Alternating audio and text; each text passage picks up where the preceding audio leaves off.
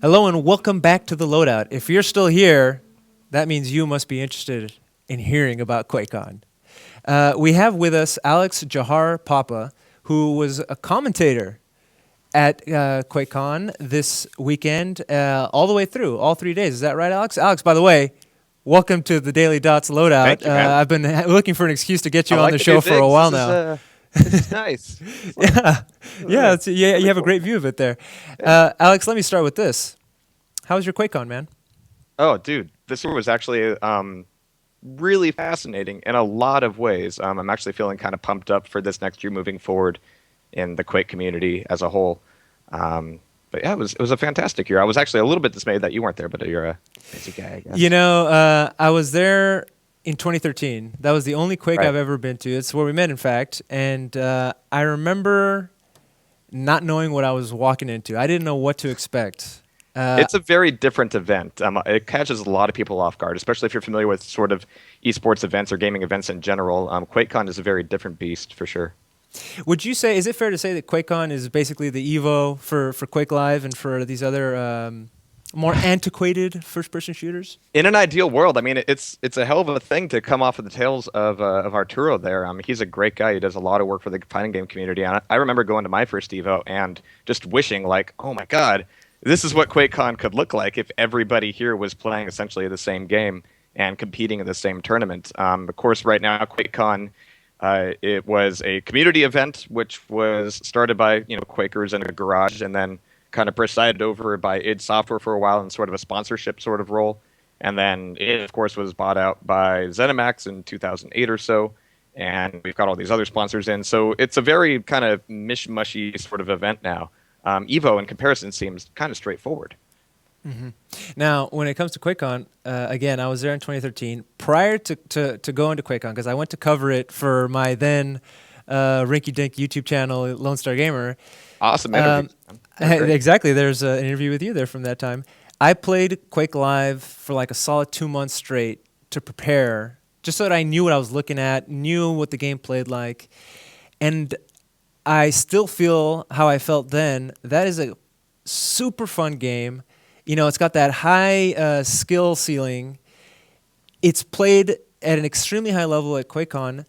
What is going on with Quake that there's only one major a year? This is a good game. Yes, Yeah. it's known as the first esport because it was being played that long ago.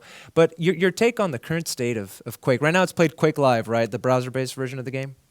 Well, it was. Yeah, I won't get too pedantic about that. But yeah, QuakeLive is the current game that's being played. And of course, there's a lot of communities playing the older ones. But as far as where the money is, what money there is being put into QuakeLive. And a lot of these players, they go way, way back, not just with Quake, but with gaming in general. And they're always kind of looking for that venue to kind of still be that professional gamer and still have a venue to kind of earn some cash and still prove that they're on top of their game. And they are, really. You mentioned that the best of the best are out here. And really, it's almost become this sort of pyramidal thing where these guys are so good that sometimes maybe it's a little bit difficult to get other people in. I see. So it's like, why bother to a degree? You won't get fresh blood because I'll never be. There is fresh blood. There is fresh blood. I do want to call out this one kid, Zorakor. It was his second year here, and his first year, he kind of was there, but this was his big huzzah this year. He almost took down Rafa, who was our champion again. But he's a fairly young guy, and he's been putting in a lot of work into the game. He's been incredibly analytical. He's been practicing a ton, and he really brought his game this year. But I had a lot of talk with him. He's a very particular sort of guy. He's the kind of guy who sees that challenge, who sees those big names, and goes, "I can get that good." Like he sees that really, really tall, steep mountain that I would say in fighting games is maybe not quite so intimidating because you're playing with friends, you're playing amongst people on a couch or something. Here at QuakeCon, it's sort of that last venue, so it's like the one place a year you get to see these guys performing at the top of their game. And he saw that mountain and was like, I'm going to climb that fucker. Yeah, let's do this. And there aren't a whole lot of people in this young generation who really do that too often. I Okay. mean, is it a problem of visibility? Do people not know that that game exists? Are they not looking for it? Is I wonder if it's a problem more of familiarity, really, because there have been a few significant changes to Quake Live over the years to kind of try to give it a little bit more of a public standing and kind of catch that mainstream audience. But people, I think, by and large, who have seen Quake Live, they go, "Oh, it's Quake Live. I know what that is. It's actually Quake 3 in a browser on Steam or whatever," and they think that they know what it's about. And by and large, they kind of do. So as a result, a lot of people are looking for a Quake 5 for something like that, but a lot of that is up to, what is id Software trying to do now? And what are their expectations and what are the community's expectations? And that's actually a big question moving forward here. If I may digress a little bit, Quake has always been one of those things where the community has been the largest driver of both the direction of the competitive scene, of the modding scene, of licensing the engine to use in other games. Quake is a founding father and a cornerstone of the entire first-person shooter industry itself. And when I walk into something like Evo or any fighting game tournament, really, and I see how people are just kind of collaborating together and just playing with each other, and they're all interested in the same stuff, that kind of takes me back to those earlier days. So if anybody from the fighting game portion is still watching, I want to commend you guys. You guys are maybe you don't know it, but you're in your golden years right now. This is like a great time to be in the FGC, and I actually have a lot of envy. In a good way. I'm like, these kids actually are doing a lot of great stuff, especially the Smash guys. Whenever I see photos of people bringing little crappy CRTs into their high school bathrooms and plugging it in and playing in their lunch breaks or whatever, I'm like, that's what the community is built off of. That's where these games came from. That's where esports eventually evolved from. And so I'm highly optimistic about that. I'm trying to find ways to kind of capture a portion of the Quake audience to kind of get back to feeling like that. Maybe smaller lands, smaller tournaments, more venues, not really like big, huge Intel sponsored ones, but something that kind of gets us back to those roots. And we'll talk more about those efforts and Tasty Spleen and those things here in a little bit. But first, I'd like to talk to you about, I guess, can you explain to us the format of QuakeCon, the tournaments within QuakeCon? Obviously, in the fighting game community, which is what I'm more familiar with, it's open brackets. Anybody can come in. If you can pay the entry fee, you can compete, right?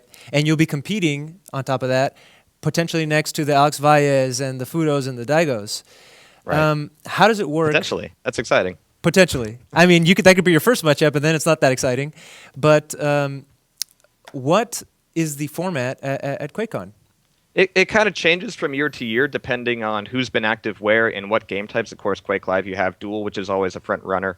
You also have the team games like CTF, Clan Arena, and TDM. This year we had all three of them kind of mishmashed into one sort of triathlon format, which was interesting. And it was largely kind of driven by budgetary logistics, just going, okay, we can't really divide our budget into three separate tournaments. This is too big one. And it worked out fairly well, I thought. It was a really kind of brutal format where every map mattered, and some players would get cut out and kind of lose their ability to get to the finals at an early stage. And so it was really kind of rough and hardcore. But from my biased standpoint, that made my job really interesting and really exciting over the course of the week. I know some of the players had some more comments on that and how it could be refined. And we'll see if that happens. So yeah, it was sort of a Swiss system where even winning one map in a best of three in somebody or a series of three could affect their overall standing. And that it changed things up a little bit, but it does change every year. And QuakeCon is one of those events where it's not inherently a esports event, and that's something that a lot of the stream audience we kind of have to deal with that challenge of getting them to get that. It's an event where 11,000 people came this year, just in and out. There were 4,000 or 5,000 in the BYOC and another 6K just kind of wandering the event and checking out the exhibitors. And most of them are not particularly interested in competition. They're not particularly interested in Quake, which I have a little bit more of a problem with. So the tournament itself is sort of like this own little pocket event at QuakeCon. You have 100 people here, and you have 10,000 people out there. And even during the finals, you can kind of feel that cultural divide where you're getting people kind of psyched up and trying to get them pumped up. But compared to Evo, the only thing they know about the players is that guy's American and that guy's Russian. And I'm speaking in broad strokes here. It's a little unfair to some people. But by and large, they really don't know or necessarily care about the competition going on, which is why I draw such a harsh line between something like QuakeCon and something like Evo. You know, Sam Lingle, who's one of our reporters here at the Daily Dot, he wrote a piece on Quake, and I'm going to read you a little part of it so that we can bring it up for discussion. He says, or he writes, Quake is, of course, as we've been mentioning, Quake is one of the original esports. It's also one of the most pure, especially in duel form, which we're going to get into here in a little bit. It's an intricate dance of skill, strategy, and death. But this is the only major tournament of the year. And this is something I mentioned at the top of the show, that it's only one a year. And we've already been talking about this a little bit, but do you lament the slow death of a sport? And let me finish off that thought by saying that it was noted by more than one person that some of these players looked out of practice, meaning you're not going to spend the year practicing like if there's a tournament season for Evo, for instance, or for the Capcom Pro Tour, for example, where you're practicing and competing on a regular basis, sometimes 3 times a month. Compare that to the one tournament of the year. Yeah, the pressure's off completely. It wasn't always this case, of course. In 2008 or 9, you would have all of your ESL matches. You would have the WSVG DreamHack was a big part of QuakeLive, and slowly but surely these events started to push QuakeLive out of their format in favor of something like CS:GO or Dota or LoL or StarCraft. Because they were more current games and they had more of an influx of new players. If QuakeLive always had this influx of new blood, I don't think that would have ever really happened. So yeah, there are a lot of factors that play into that. And you said the word dying. Myself, I've always had more of a focus on the older communities. So to the extent that they've died, they're kind of hanging on by what they have. And there's some power there. There's still some of that old feeling of, hey, let's get together and just have fun. As far as the competition goes, you're 100% right, especially for the team games where the team event is announced maybe 4 months before QuakeCon, and then it's at that point that these players start to figure out, okay, I'm going to play with you, and we're going to have this 4-player game, and then we need to practice together. They're not really your EGs or your old Fanatics or any of these large sponsored teams that we had in yesteryear, especially like Lowland Lions, where they would be a consistent team and a consistent roster, and you would see the same people on the same team year after year, and you could kind of track them that way. We don't really have a venue to make that happen anymore. There was some hope in about 2011 or 12, where these things started to trickle off, that the community would kind of pick up the slack and host more online events. I wish they were more LAN events like fighting games had, really, because that's where you really start to make your connections, kind of lower the barrier of entry, and just get people in to have fun and start shooting rockets. That never really happened in a big way. And there's maybe a few reasons why that happened, but my suspicion, at least for one of the factors, is that Quake players, by and large, kind of always expected somebody else to do it. Wow. Quake players expected, the CPLs to be there, the WSVGs to be there, the ESWCs, or any number of acronyms. They always expected the next big event, big sponsored event, to be right around the corner. And I wonder if that amount of hand-holding, or maybe coddling, if you will, for such a long time had a negative effect. I'm not saying that, by and large, the Quake community are useless assholes. A lot of other people would. I love the Quake community. It's why I'm still here. But I think these have been factors in why things have gone the way they have. So again, speaking to any of the fighting game players left on here, look at things like your community streams and your community events and your small tournaments, things like what Panda comes to produce, things like that. And really own that, really enjoy that. Don't feel like you always have to chase that Capcom dollar or that sponsored dollar, or, ooh, I need to get that Mad Catz jersey. It's at that point things get a little bit more corporatized, and even though the money's appealing, not everybody's going to get it. A few people are going to get it. You probably won't. So enjoy this stuff. I say from my rocking chair on my porch patio watching the lawn grow. Sage advice from Grandpa Jehar. And I feel compelled to defend myself. The dying of the interest in the esport of it. Certainly, the game, as I said, is a ton of fun. The people I've met through Quake have become lifelong friends. And moving on to a different point, isn't that kind of the promise, the golden promise of the internet and things like Twitch, where, hey, if I show you how much fun this is, that should be turnkey. Hey, look, and the community could potentially begin to blossom again.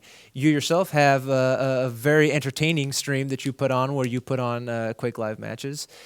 How is that effort going?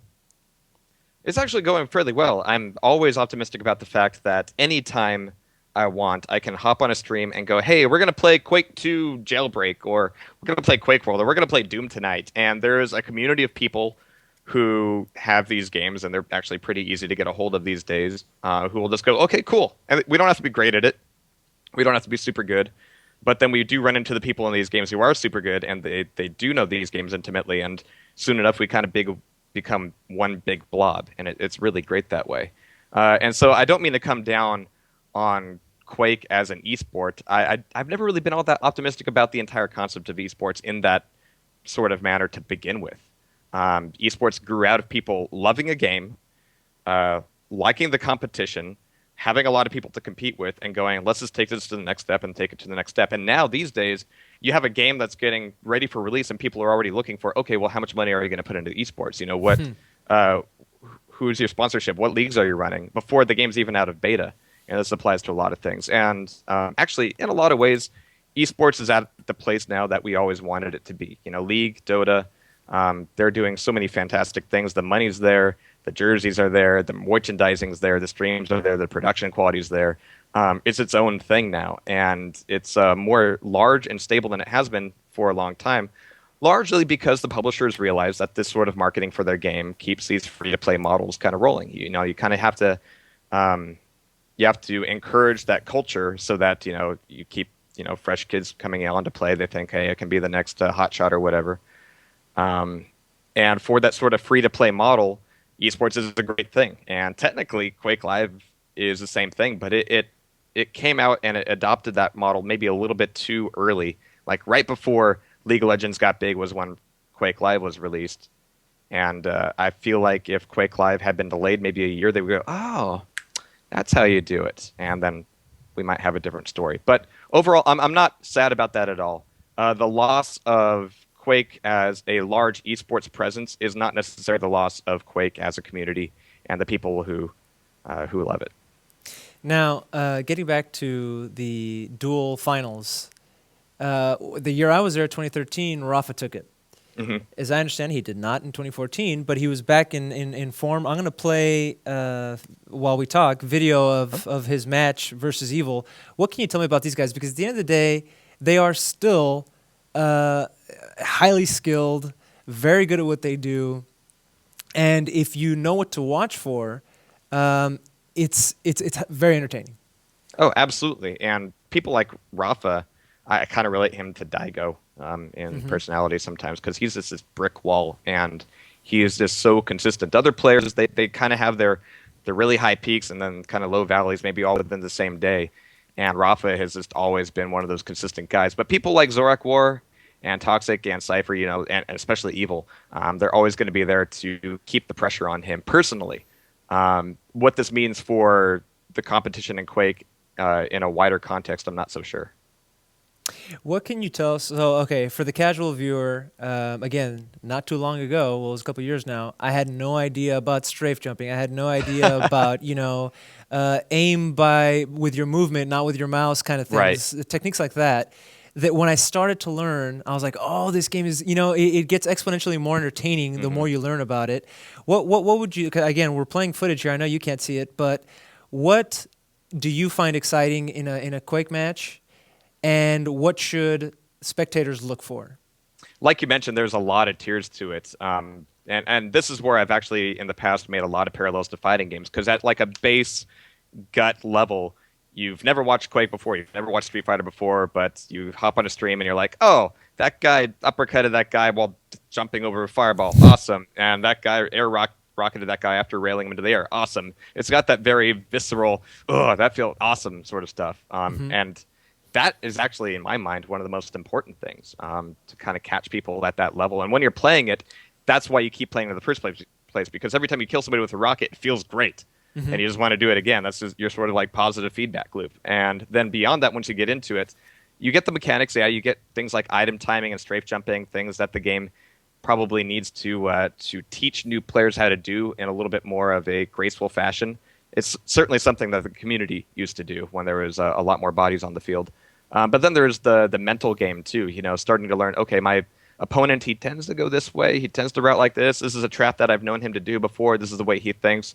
And being able to be in this mutual headspace with your opponent, especially in a duel situation, even when you don't see each other, in the case of these matches, for like 5 minutes at a time, and you kind of have a sense for where you are, and you're both kind of waiting each other out. It gets very, very intense that way, as I'm sure it came through at QuakeCon. Mm-hmm. Now, Rafa, he's the one to beat? He's A1 to beat. I think like any bracket where you end up having sort of this climatic final, some of the most climatic games aren't even really the final, especially if you have such top-heavy people like Rafa or like Evil, who you know are likely going to get there anyway. So a lot of the real fights come into sort of the semifinals or somewhere in that stage. And those ones this year were especially intense. Zorak almost knocked Rafa out completely. He was one failed jump on Lost World, the map you're probably looking at right now. He was one failed jump away from really taking that one, I thought. And people like Cypher, they were, paired up against people like Tox, and it was really up to, how much is Tox bringing today? How are these players doing right now at this moment? So there was, go ahead. Well, I saw the post-match interview with Rafa after the Zorak match. By the way, it is Zorak, right? As Zorak War, yeah. As in yep, Brack and Space Zorak? Ghost, yeah. Yep, excellent. Yep. And he was like, yeah, I it woke me up. Basically, he's like, I didn't expect that, and that's the stuff I find exciting. I also like the parallels to the FGC. I mean, there are combos in the game. How you switch between your weapons for optimal damage in different situations. Yeah. There's mind your weapons games. Have different spatial values. Yeah. Mm-hmm. And there's of course spacing. There's reads in fighting games. Some of the most fun things is like, I knew you were going to do that.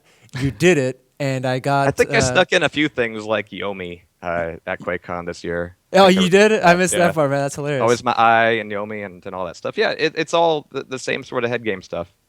But moving away from QuakeCon, did you see Carmack telling Elon Musk that resisting the AI murder bots is futile? To not even worry about signing that petition against AI? I didn't, but it definitely sounds like him. Well, the reason I bring that up is because I'd like to move on to Doom. So.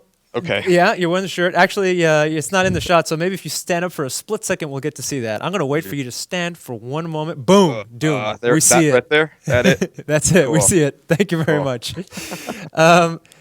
You're a preeminent scholar in the world and the history of Doom. You've done breakdowns of the maps. Why? Yes, thank you for pushing up those glasses.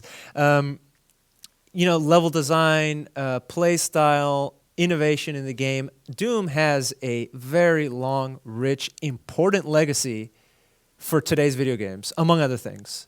Yep. Well, they just announced, actually they didn't just announce, but they were showing footage of the new Doom, and I am interested to hear your thoughts on it. I had a chance to play about 6 minutes of TDM on a map that was kind of a placeholder map, so there's a lot of things that I can't really be sure of just yet, in both the multiplayer and sort of single-player sense. There's a lot of things I'm potentially excited about. There's a lot of things that I won't be able to properly cuss and scream about until release. I'm sure there will be a couple. This is sort of what I do. Let's start with the things that you are excited about. It's taken me a long time to kind of work out a TLDR for why things like Doom and Quake are so appealing.